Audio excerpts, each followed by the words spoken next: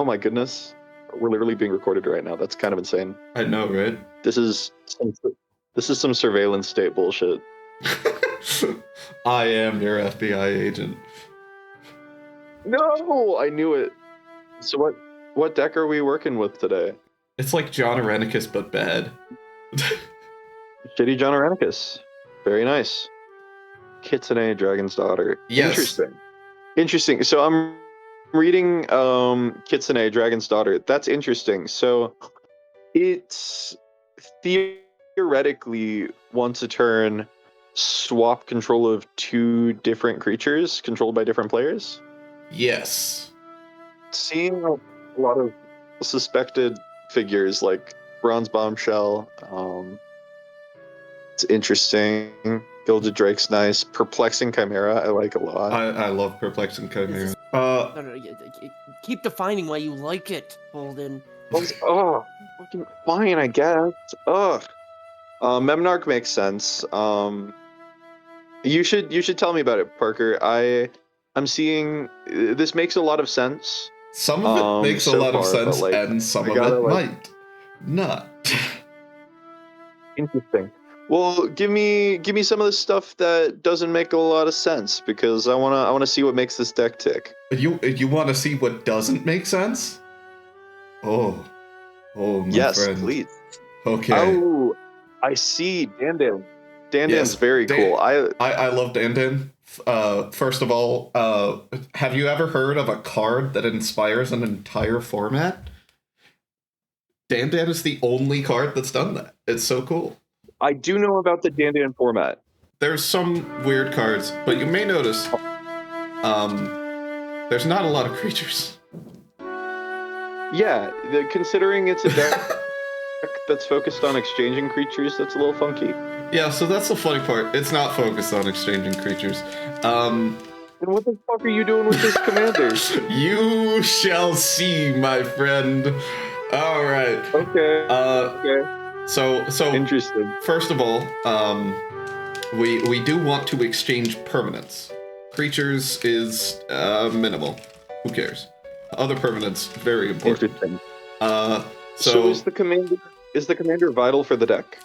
The commander is not 100% vital for the deck. Like, I think you could switch it to most mono blue commanders, and this might still work. I think if you switched it to John Arenicus, it would be a bit weirder. But yeah, I think also lacking the black would be a little bit hard. I feel like Memnarch would kind of be interesting, given Memnarch is a legendary artifact. I forgot about that. I was like, Memnarch is not. Yep. No, Memnarch is. Yeah. No. Yeah, Memnarch works, and it's mono blue technically. So yeah, Memnarch could be alternate commander. But anyway, yes. there is something terribly funny about this deck. You have no benefit to exchanging permanents. There's no. Okay. There's no like with John Arenicus, you literally they have to swing with the creature every time. Yeah. But interesting. Fucking deck design. Indeed. But like with Zedru, you gain life and draw cards, and all of that. Yeah. There is no benefit. So are you just trying to take your opponent's better creatures? No. We're trying to give them extremely shitty stuff. I see. This is just us gifting them trash. Basically, yeah. Anyone heard of the card Illusions of Grandeur? White Elephant. I would. No, I do not. Oh, I do know. When it leaves play, losing life. That's insane. Yeah, but when it enters the battlefield, gain 20. So you play the card, you exchange control of it, and suddenly they have to pay the cumulative upkeep or they lose 20. That's so stupid. What the hell? There's also Delusions of Mediocrity, which is the same thing, but for only 10 life.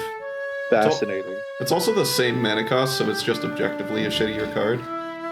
But it doesn't have cumulative upkeep, so... now... So, that one doesn't specify. It's the controller, not the person who cast it. Yes. It is the controller, yes. I'm seeing Psychic Vortex in there too. That's cool. Psychic Vortex is very funny because what happens Yeah, is no kidding. you keep it until you don't want it anymore. Yeah, I guess so. Well, the thing that's interesting is I think it almost gets better over time because that cumulative upkeep will keep just like growing. See, that's why you get the cumulative upkeep up to like 10, and then you ditch it onto someone else who already has like 7 hand, and then they accidentally get all the cards they need and kill you. But under the circumstance, it doesn't happen. They start milling themselves out. It's genius. That's actually a good point. Yeah, no, because it the bigger that it gets, the more they're milling out. That's actually kind of a good question. How do you intend to win with this? There's a couple ways, but you want to know one card that's also in enchantments, that also has a cumulative upkeep. It's called Thought Lash. Bet you never heard of this card. Oh, I don't know if I have. Cumulative Top card of your library. Cumulative upkeep. Remove the top card of your library from the game. If you don't, remove your entire library from the game and sacrifice the enchantment. Jesus Christ! What the fuck is this card? I mean, you can also pay nothing and remove the top card of your library from the game to prevent 1 damage. I kind of want to put that in Muldrotha. That would be so funny in Muldrotha. Oh my god. Hold on, I'm saving this. This is awesome, actually. It's like Leveler, but worse, better. I don't know. Yeah, that's kind of fun. And Yeah. it also functions as like a bit of a pillar fort effect. That's kind of interesting. You can start with it on the battlefield, and it's perfectly fine. And you know, like terrible to have on the battlefield, but you know, you can keep it for a while because it's not too bad. Yeah. After it gets too bad, That makes sense. you just give it to someone else. That makes sense. Okay. Cool. So, oh, excuse me, yawning. Does that mean that you're trying to play a little bit more Pillow 40 with this deck, or is it supposed to be a little bit faster? It is definitely supposed to be Pillow 40. Speaking of Pillow Fort, I think let me double check. Yeah. The only game changer in this deck is probably the funniest, and that is Glacial Chasm. Glacial Chasm.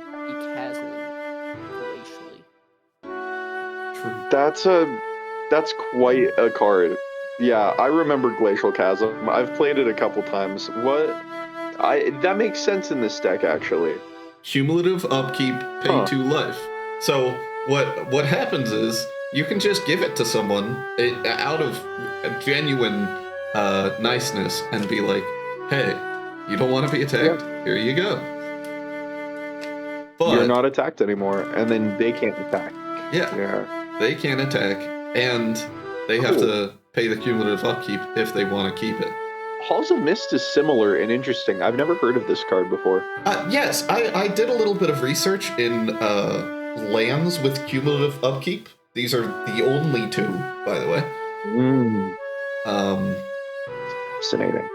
But yes, Halls of Mist is another case of Glacial Chasm where you genuinely want to give it to someone who wants it.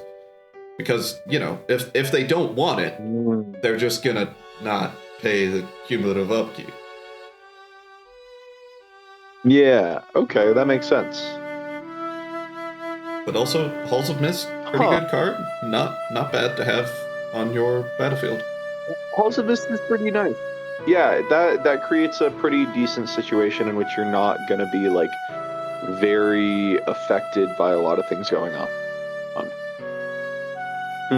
Okay. I'm seeing Rainbow Veil too. That's kind of cool. I did not know that was a thing. Yeah, Rainbow Veil, pretty funny. I mean, you get 1 mana of any color, but you know, then it just goes to an opponent. This is a very weird deck. It's kind of group hug in a way, but like in a way that's like not very group huggy. Anyway, there's other ways to win in this Yeah. deck. Yep. Yes. And Do share. the funniest ways are Okay. Lich effects. Oh. You don't I see keep Lich's Tombs in here. Lich's Tomb and Marina Vendrill's Grimoire. Now, you don't keep the Lich effects. You don't keep them. Just give them to someone else. You give them to someone else so that, and then like trigger the Lich effect that makes them lose the game. That's so stupid. I love it. Like Marina Vendrill's Grimoire. It's a pretty hard card to keep as a Lich effect because you have to have cards in hand, otherwise you just lose the game. Huh. So just give it to someone else. Losing life. Sure, but you want to cast spells from your hand. Absolutely. I don't know what is making me think this, but like, if it would be really cool to see a circumstance in which something like, I don't know, Havoc Festival is on the field with like Marina, you just give it to like a player that has Havoc Festival, you know what I mean? Can't gain life. True. They're not drawing those cards. Okay, those are neat. I'm excited. And I mean, we've got a classic win condition, technically, in exchange control of creature decks. That is Reigns of Power. Reigns of Power, definitely. That'll create a pretty cool situation in which, like, you know, I mean, you're not wanting to keep a lot of your shit, so just go with the person who has like the best stuff. So there's a lot of game control. Very there's cool. A lot of exchange control. Nothing too insane in mono blue, I'll be honest. It is very funny to have exchange control of lands, because if you're playing against someone who isn't playing blue, you can just swap their land for an island. That is kind of funny. I'm curious, what is Rug of Smothering doing in the deck? Oh, so that's one of a couple of the cards in the deck that are group slug. Okay, got you. And the only reason why they're in the deck is so that they have to get rid of that card. And if you put it on someone else's board, then it becomes their problem and not yours. Fascinating. Okay, gotcha. That's kind of cool. It's like, it's redirecting the ire of that specific card. Of course, overpowered card in this deck is a land. Homeward Path. Very good. Sure. Homeward Path. I was gonna mention, I saw that. That's kind of interesting. It's just pretty meta. Oh wait, hey Jack, you want a life switcher? There's one in this deck. Except, it's bad. It's just bad. It's bad. Most life switchers are. No, this one's worse. That's true. Psychic Transfer. 4 and a blue sorcery. If the difference between your life total and target player's life is 5 or less, exchange life totals with that player. That's broken. Holy shit, that's so strong. That is, for 5 mana, that might be the worst sorcery I think I've ever seen in a Magic the Gathering deck. I know. Really, that's not worth the 49 cents from card. What purpose does that serve in the deck? It says exchange. It's got a point. I don't follow your logic, however I respect the grind. OP cards in this deck are the ones that exchange control of spells. Commandeer, Aether Snatch. Makes sense. Sudden Substitution. Pretty good. Okay, gotcha. There are a couple benefits for people having control of our permanents. Agent of Treachery. One that people don't know about is Coveted Falcon. Coveted Falcon. Interesting. Whenever it attacks, can control a target permanent you own but don't control. Discuss when it's turn face up. Target opponent gains control of any number of target permanents you control. Draw a card for each one they gain control of this way. That's pretty cool though. Nice. Huh.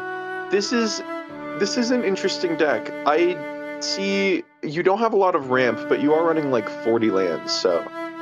And I think the mana curve is pretty low. Let me look. Never mind. It's almost 4. No, the mana curve's definitely not low. It is almost 4. It's 3.95. I will say 4 is not the worst mana curve I've seen in the world. I want to say, like, bracket-wise, this is definitely a 1. I know it has Glacial Chasm. This is a 1.